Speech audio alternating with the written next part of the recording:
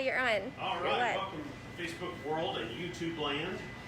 We are doing a double video today. We have Chrissy from the Dotted Line, and we are here today to talk about how to make gluten-free biscuits for that yummy breakfast on Christmas morning, and well, every morning for that matter. Everybody needs biscuits every morning, right? And they need the Dotted Line biscuits.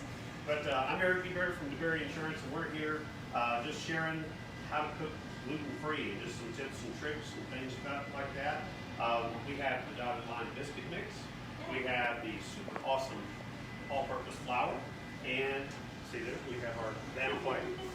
And so I'm gonna let Chrissy kind of run with this morning and kind of show you how to handle the mix, proper ways to do it and use it. And I'll step out of your way, let you go, and I'll come back when you're winding up. I can't stay here. Oh Lord. Okay, so should have worn more black. That way the flour will show up really good. Try really hard not to flour it. So just to show you how forgiving and easy this particular biscuit mix is, I didn't even measure this flour. Oh wow. Okay, and this is just, I just dumped some in the bowl and I have some milk and I added some apple cider vinegar to it. Oh wow, okay. That's all you're gonna need. So what I do when I make this is make just a little indentation in the flour so you have a spot for the milk to go. And then I'm just going to go ahead and add some of this milk in. And I'm using whole milk. This mix does contain dairy, so there's no reason to try to modify it with coconut milk or something like that. Oh, okay, gotcha. Our pancake and waffle is dairy-free naturally, so you can use plant milk or cow milk. Or any other milk really for that matter. Yeah, okay. Any milk will do. Just put milk. All right. So what you do is you just add your milk to the biscuit mix. Right. And this really worries people when I tell them just to make it look right. So what I'm going to show you is how I judge looking right. Now you see it probably looks too wet to most people right now, right? Yeah. So it's got some little puddles around the edges, but we're not going to worry about it because gluten-free flour is primarily rice-based, and rice absorbs twice its weight in water. Oh wow. So when you cook rice, it's usually like a cup of rice, 2 cups of water, so you need a lot of extra moisture in your recipes if you're using rice flour, or else it doesn't hydrate all the way. You get that gritty, gross feel in your baked goods. Right. So I'm going to call this done. Now, on our packaging, it tells you to let it sit for 5 minutes, and that's to give your flour some time to hydrate. So hydrate is, important for people, it's important for them. So what you're going to do is you're going to set that aside. I've got just a little bowl here of our super awesome flour, which is an all-purpose. Okay. All right. So this does not contain any gums. So some people ask me if it's like a cup for cup or a 1 for 1. It's not. But you can modify this into any other gluten-containing recipes. Oh wow. So you'll just need to add a gum if it's something that's going to require some stretch and pull. If you're doing a quick bread, I don't find that you need anything from gum in a quick bread. So you can just use this for like your banana bread or cookie doughs. Oh, okay. Things like that. This would be really great for rolling out your sugar cookies this time of year. Christmas cookies. So, I've never had any. You can look at me and tell, right? Totally skip that department. Alright, so we're just going to throw some flour on our table here and just dump all this out onto it. Alright? Now this is probably as close to like a regular baking as you get gluten-free, in that I remember making biscuits when I was a kid and it was just a messy, sticky process. Flour everywhere. Flour everywhere, and it was always kind of like, are we going to make biscuits to go to like clean the countertop? Right. So if you don't have textured countertops, your bench scraper becomes your best friend. So you can sort of use it to grab your dough and flip it over on top of itself a few times. Yeah, and that's going to just get rid of some of the sticky. And then the only thing you have left to do is just to pat it out or roll it out into the thickness that you like. Now, if you've been to the restaurant, I make really fat biscuits. I can't help it. That's just the way it is. So that's just the way it has to be. Dotted Line restaurant. Yes. that's where somehow my waistline grows. It's a diet restaurant. It's a diet restaurant. Yes, that's what it is. Of course it is. Whoa. Well, had a little term with this. It's food land. You YouTube is flipping out. Okay, so I didn't use the rolling pin this time just because I just decided I was just going to roll it with my hands, Sure. flatten it out. All right. This is about the thickness that I usually do for biscuits. It's about an inch thick.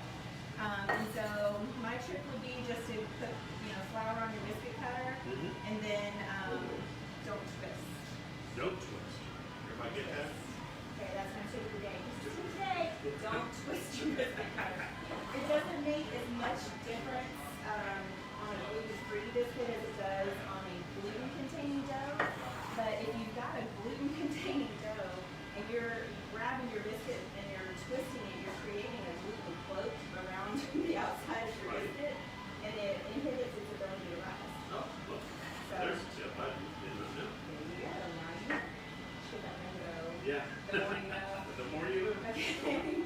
So that's really all it is to it. There, the only other tip or bonus that I'm going to give you guys is just to say that gluten-free baking is difficult, but the benefit that we get as gluten-free bakers is that we don't have gluten in our flour, so you can actually just keep re-rolling your scraps until they're all lined. Oh, wow. So in gluten-containing, very little weight. oh, you're not going to waste anything. No. So in gluten-containing dough, after you've rolled it out a couple of times, you've now got a nasty, tough, high crust looking kind of biscuit dough.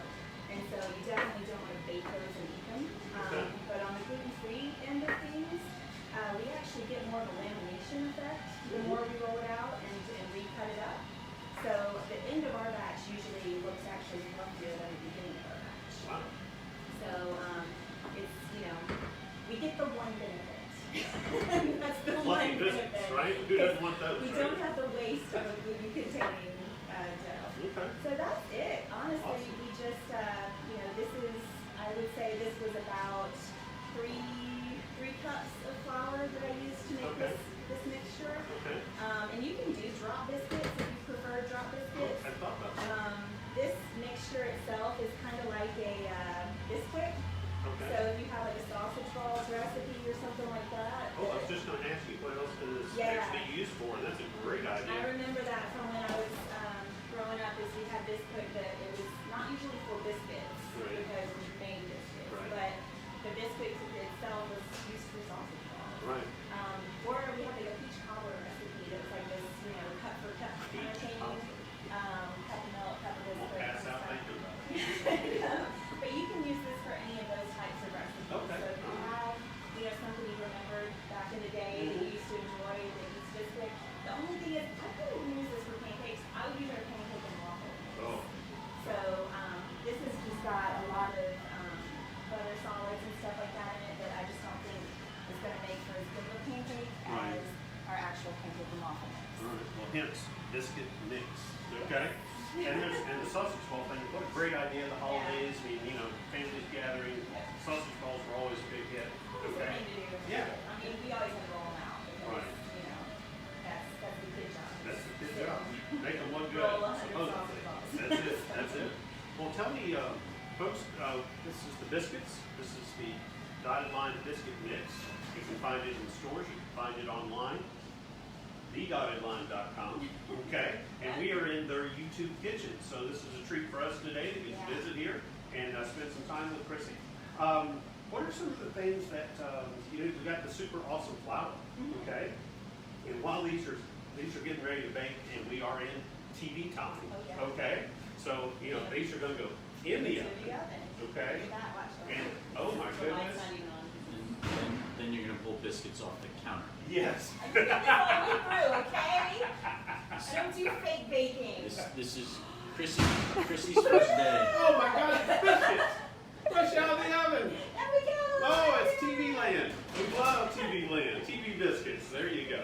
There you go. Yeah. That is awesome. So that's our TV biscuits. All right. But as far as other things you can do are all-purpose flour. There's a recipe on the back for an emergency cake. Oh. And that would be like a depression cake. Okay. So if you've ever used a recipe from the time period of the Great Depression, there was scarcity of ingredients, so Right. no dairy, no eggs, or tough to find. So Right. it's actually a vegan cake recipe on the back of the bag. Oh wow. Okay. A lot of times when we are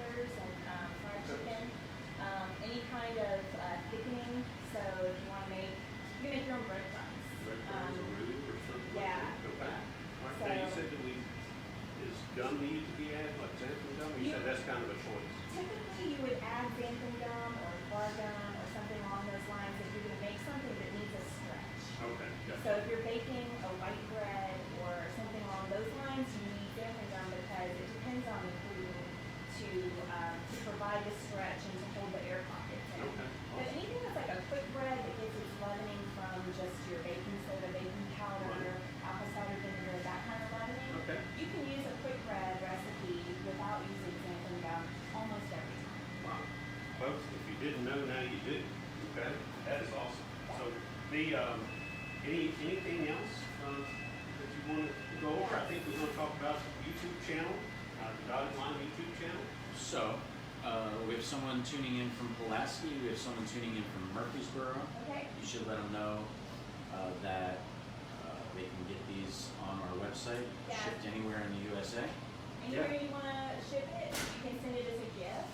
If you put your gift message in the comments, then we can, include that in your package. You go to our website, and you can click on TDL by mail, and that's going to take you over to the website where you place your orders.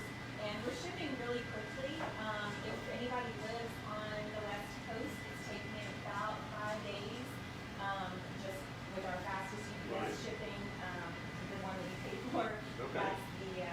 That's the length of time that's taking. But locally, it's only a day or two. Wow, that's impressive. And then if they want a bench scraper or a biscuit cutter or Yeah, some any of the tools that we're using here are stored over at Lyman Loaf. Smith and York, It's inside Smith and York, and and yeah, they will be stocking these mixes too, right? great. We just have to stick them over there.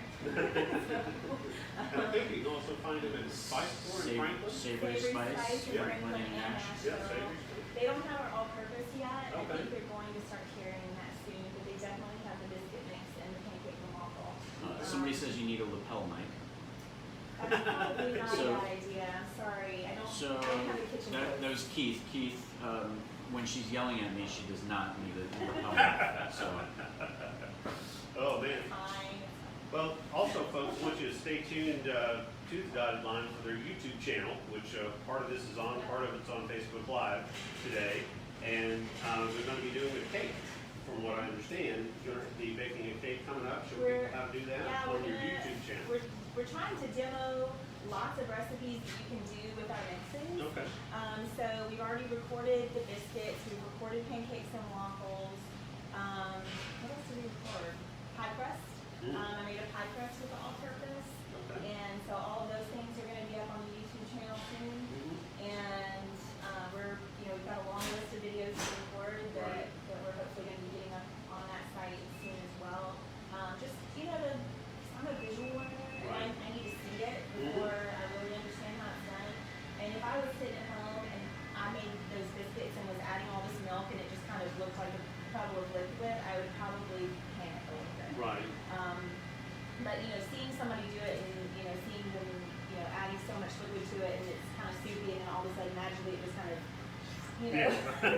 Disappears. absorbs all of Yeah. the liquid and then Right. you're like, oh look, dough. Yeah, right. So that's important I think for people to see it happen. It is very So- important because if you haven't had to cook gluten-free before or use gluten-free flours and things of that nature, it is different. Yeah, you don't know. And sometimes it's a little trial and error, but that's why we have Chrissy here to kind of explain what this biscuit mix is going to look Yeah. like. Because if you love biscuits like I do, it's a great opportunity, and you can see visually kind of the stage where you might question yourself a little bit, and you know exactly what to do now. So Definitely. homemade biscuits during the holidays and year round. And chocolate gravy. In chocolate gravy. Oh my God, I've had that for the first time. I can believe you've never had chocolate gravy before. my arm's getting tired. Your arm's Can you guys wrap this up? Yeah, we're done. No, mean. he's so mean. You see what That's I'm all. putting up with here? I understand. Well, this She is doesn't need a lapel mic now, does she?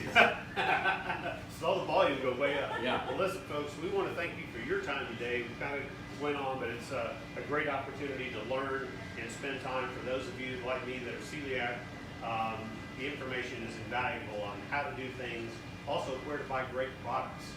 These mixes are coming out. Dotted Line is a fantastic restaurant. If you haven't been there, you have missed out. That's all I can say.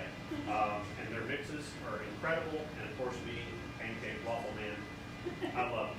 But check it out. Thank you, Chrissy, for your time, and thanks to everybody out in YouTube and Facebook world. Anybody, anything else you want to add? Thanks for being here today. It was All fun. right. Okay, we had a great time. Thank you, folks. This is a wrap. See you next time.